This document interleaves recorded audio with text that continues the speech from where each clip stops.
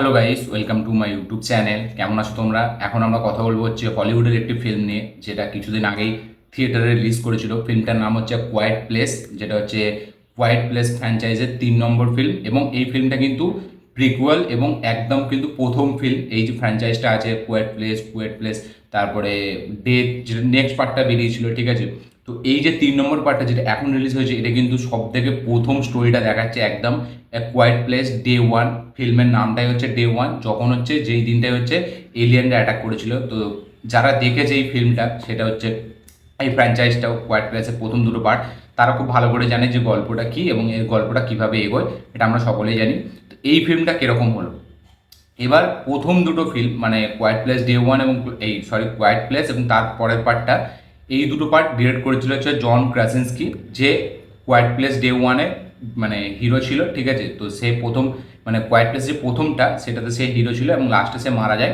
সে এই দুটো film direct করেছিল। এবার এখন এই কোয়াইট প্লেস ডে ওয়ান যেটা যেটা এখন রিলিজ করেছে, এটাকে ডিরেক্ট করেছে মাইকেল সারনোস্কি, যেটা হচ্ছে একটা নতুন ডিরেক্টর। এবার জন ক্রাসেন্সকি সে কেউ হয় নাকি এটা আমি জানি না, তবে সে ডিরেক্ট করেছে। যে এই যে ডিরেক্টর কোয়াইট প্লেস ডে ওয়ানের, এর আগে পিক বলে একটা সিনেমা ডিরেক্ট করেছে, যে সিনেমাটা আমি দেখিনি।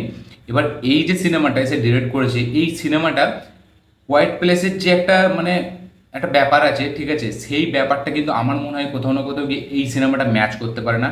এই সিনেমাটা আমরা কোয়াইট প্লেসে কী দেখি, যে কোয়াইট প্লেসে সবসময় একটা মানে ফ্যামিলি ইমোশন তো থাকেই, তার পাশাপাশি একটা সার্ভাইভাল থ্রিলার তো থাকেই, কিন্তু তার সাথে এই যে এলিয়েন্সদের যে অ্যাটাকটা, সেটা কিন্তু খুব মানে কিছুক্ষণ ছাড়া ছাড়াই আমরা দেখতে পাই। এই যে জাম্প স্কেয়ার সিনগুলো, এই যে স্পেকটাকেল চিজগুলো, সেগুলো কিন্তু আমরা কিছুক্ষণ ছাড়া ছাড়াই দেখতে পাই। এবং কোয়াইট প্লেসের সব থেকে বেস্ট যেটা ফিল্ম, সেটা হচ্ছে প্রথম পার্টটা, যেটা বেরিয়েছিল 2018। সেটার মতো লেভেল ম্যাচ এখনও এই দুটো পার্ট করতে পারেনি। আমার সেকেন্ড পার্টটাও একটু মোটামুটি তার থেকে একটু কম ভালো লেগেছিলো, কিন্তু এই যে পার্টটা, এটা নিয়ে আমার মিক্সড রেসপন্স আছে। আমার মনে হয় এই ফিল্মটা আরও বেটার হতে পারতো।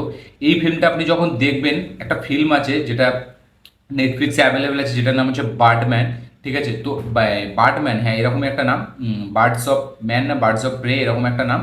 সেই ফিল্মটা একটা জিনিস আছে যে কিনা মানে আলো থাকলে সে চলে আসে, মানে চোখ খুললে সে চলে আসে এই মনস্টারটা, এবং সবাইকে মেরে দেয়।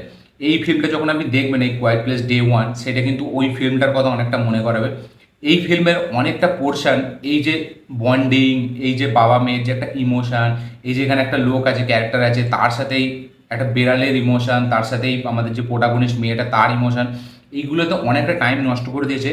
কারণ যেহেতু আমরা এরকম এই জোনের মধ্যে এই যে সার্ভাইভাল থ্রিলার, এরকম ফিল্ম আমরা অনেক দেখেছি, তাই জন্য এখানে যেটা আমরা দেখি সেটা খুবই প্রেডিক্টেবল মনে হয় এবং খুবই জানা জানা মনে হয়, খুবই দেখা দেখা মনে হয়।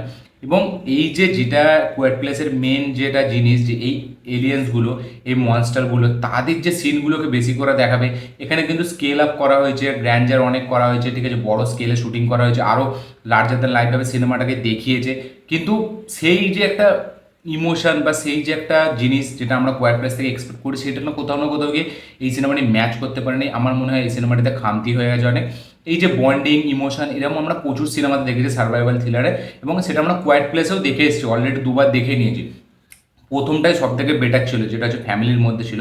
কিন্তু এইখানে যেটা দেখাচ্ছে, সেটা কিন্তু খুব একটা যে হেভিভাবে কানেক্ট করছে আমরা সেটা না। কারণ এই যে একই ধাঁচ, এই যে একটা বাবা মেয়ের মধ্যে ইমোশন, বা এই যে একটা সিচুয়েশানে যখন আমরা পড়ি, সেটা অচেনা কেউ হলে, ঠিক আছে, তার সাথে যে একটা নতুন বন্ডিং তৈরি হয় এবং তাকে বাঁচানোর জন্য। এবং হ্যাঁ, এখানে যেহেতু আমাদের প্রোটাগনিস্ট মেন, সে নিজে একটা ক্যান্সার পেশেন্ট, তাই জন্য সে একজনকে বাঁচানোর জন্য যেটা করছে, সেটা খুবই ইজি মনে হয়। এবং ওভারঅল ফিল্মটাকে যেভাবে দেখিয়েছে, প্রথম দিকে যেভাবে ফিল্মটা মানে চালু হয়, মনে হয় যে খুবই একটা হেভি ফিল্ম হবে, কিন্তু কোথাও না কোথাও গিয়ে তার কিছুটা পরে গিয়ে সিনেমাটা অনেকটা পড়ে যায়। আমার কোথাও না কোথাও গিয়ে সেই লেভেলটা আমার মনে হয়নি ম্যাচ করতে পেরেছে কোয়াইট প্লেসে, যেটা আমি এক্সপেক্ট করেছিলাম। এই ফিল্মটা আমার বিশাল এক্সপেকটেশন ছিল, দেখার একটা আলাদা এক্সাইটমেন্ট ছিল। এই ফিল্মটা আপনারা এখন হিন্দি ডাবিংয়ে পাবেন না, ঠিক আছে, আমি ইংলিশ সাবটাইটেল মানে ইংলিশে দেখেছি, তার পাশাপাশি সাবটাইটেলস সাথে, কিন্তু হিন্দিতে এখন কোথাও অ্যাভেলেবেল নেই। ফিল্মটা এখন ওটিটিতে রিলিজ হয়নি, হয়তো বাইরে কোনো জায়গায় রিলিজ হয়েছে অ্যামাজন প্রাইমে, যাতে শুধু ইংলিশ আছে, তার সাথে সাবটাইটেলস আছে, তো আমি তাতেই দেখেছি। এই ফিল্মটা নিয়ে প্রচুর এক্সপেকটেশন ছিল, কিন্তু ফিল্মটা শেষ হতে হতে সেই এক্সপেকটেশনটা কোথাও না কোথাও গিয়ে আমরা ম্যাচ করতে পারিনি। মানে ফিল্মটার প্রথমটা যেভাবে স্টার্ট হয় সেই রকম যদি একটু ধরে রাখতো ফিল্মটা, পুরো ফিল্মটা একটা আলাদা লেভেলের ফিল্ম হতো। ফিল্মটা যেই হিসাবে বিল্ড আপ নেয়, যেই হিসাবে সিনটাকে আনে, সেটা কিন্তু দুর্দান্ত লাগে দেখতে। তারপরে কিছু সিন যেগুলো ব্যাপকভাবে ক্রিয়েট করা, কিন্তু মাঝখানে ওই যে বললাম ওই ইমোশনটা যেটা দেখাতে গেছে, ওই ইমোশনাল বন্ডিংটা, সেটা যেহেতু খুব আমরা দেখে নিয়েছি তাই জন্য নতুন কিছু মনে হয় না। এবং এন্ডিংটা মানে ঠিক সেরকম মনে হয় না যেটা আমরা একটা কোয়াইট প্লেস থেকে ফিলস করি, যেটা আমরা প্রথম পার্টটাই দেখেছিলাম যখন ওই মনস্টারটাকে মারবে, তারা যে প্ল্যানিং করেছিল মা মেয়ে দুজনে, এমিলি ব্লান্ট আর ওই মেয়ের ক্যারেক্টারটা, সেটা বোধহয় এখানে মিস আছে। তারপরে সেকেন্ড পার্টটাতেও যদি আমরা দেখি এন্ডিংটা, সেটাও অনেকটা ভালো ছিল, কিন্তু এইখানে এন্ডিংটাও অতটা চোখে লাগে না। এবং ফিল্মের অনেকটা পোর্শন এই তাদের দুজনের মধ্যে বন্ডিং ক্রিয়েট করতে, এই ক্যারেক্টার দুটোর মধ্যে ইমোশন ক্রিয়েট করতে অনেকটা চলে যায়, যেটা কিন্তু কোথাও না কোথাও কি আমরা ফিল করতে পারে না। হ্যাঁ, এটা যারা নর্মাল অডিয়েন্স, যারা সিনেমা অতটা দেখে না, তারা এই ইমোশনটা তাদের সাথে খুব ভালো করে কানেক্ট হবে, কারণ ইমোশনটা যেটা দেখিয়েছে সেটা কিন্তু খুবই ভালো। যে একটা যায় একটা অচেনা লোক, তারা কিভাবে ফ্যামিলি হচ্ছে, তার পাশাপাশি তারা একজন অপরকে বাঁচানোর জন্য তারা কতটা এ পর্যন্ত যাচ্ছে। একটা বিড়াল, সেও কতটা ইম্পর্টেন্স আমাদের লাইফে, যেহেতু সেও একটা ফ্যামিলির মেম্বার ছিল, তাকে বাঁচানোর জন্য কী কী করছে। তো এই সব জিনিসগুলো খুবই ভালো, খুবই ভালোভাবে গঠন করেছে। কিন্তু হলে কী হবে, যারা একটু সিনেমা দেখে, ঠিক আছে, যারা অলরেডি সার্ভাইভাল থ্রিলার ফিল্ম প্রচুর দেখে নিয়েছে, তাদের কাছে এটা নতুন কিছু নয়, এটা একটা নর্মাল অডিয়েন্সের জন্য। এবং আমি বলবো এখানে যে এলিয়েনের সিনগুলো, সেইটা প্রথমে যেই লেভেলে দেখালো সেই লেভেলে কিন্তু পরে অনেকটা দেখাতে পারেনি ডিরেক্টর। এবং আমি বলবো কোয়াইট প্লেস জন ক্রাসিনস্কি তারই ডিরেক্ট করা মানে উচিত, কারণ সে যেই লেভেলে বানায় সেই লেভেলে কেউ বানাতে পারবে না, তার লেভেলটাকে ম্যাচ করতে পারবে না। এখনও মনে আছে কোয়াইট প্লেসের ওই প্রথম যে কোয়াইট প্লেস যেটা ছিল 2018, স্টার্টিং সিনটাকে যেভাবে ডিজাইন করেছিল, যেভাবে স্টেজ করেছিল জন ক্রাসিনস্কি, সেটা দেখবার মতো, মানে থিয়েটারে দেখলে জাস্ট গুজ বাম্পস দিয়ে দেবে, মানে এমন একটা সিন গায়ে কাঁটা দিয়ে দেবে। ওই যে সিনটাকে ওইভাবে ডিজাইন করবে, এটা কিন্তু সচরাচর কোনো ডিরেক্টরের মাথায় আসবে না, যে নিজেরই একটা ফ্যামিলির মেম্বার কোনোভাবে মেরে সিনটাকে চালু করবে। সেটা ব্যাপক ছিল, ওটা খুবই আইকনিক একটা সিন। কোয়াইট প্লেস একটা এমন ফিল্ম, মানে হরর ফিল্মের মধ্যে যেটা একটা মানে ধারণা চেঞ্জ করে দিয়েছিল। কোয়াইট প্লেস যখন এসেছিলো প্রচুর লোকে দেখেছিল, খুবই হিট ফ্র্যাঞ্চাইজ। এই ফিল্মটাও খুবই বক্স অফিস সফল হয়েছে, কিন্তু ফিল্মটা আমার কোথাও না কোথাও গিয়ে আপ টু দ্য মার্ক মনে হয়নি। আমি এটাকে 3 নম্বরেতেই রাখবো। প্রথমে কোয়াইট প্লেসের প্রথম পার্টটা থাকবে যেটা 2018, তারপরে কোয়াইট প্লেসের দ্বিতীয় পার্টটা থাকবে, আর এই 3 নম্বরে থাকবে কোয়াইট প্লেস ডে 1। এটা হচ্ছে একদম প্রথমের দিনটা যখন এলিয়েনরা অ্যাটাক করেছিল।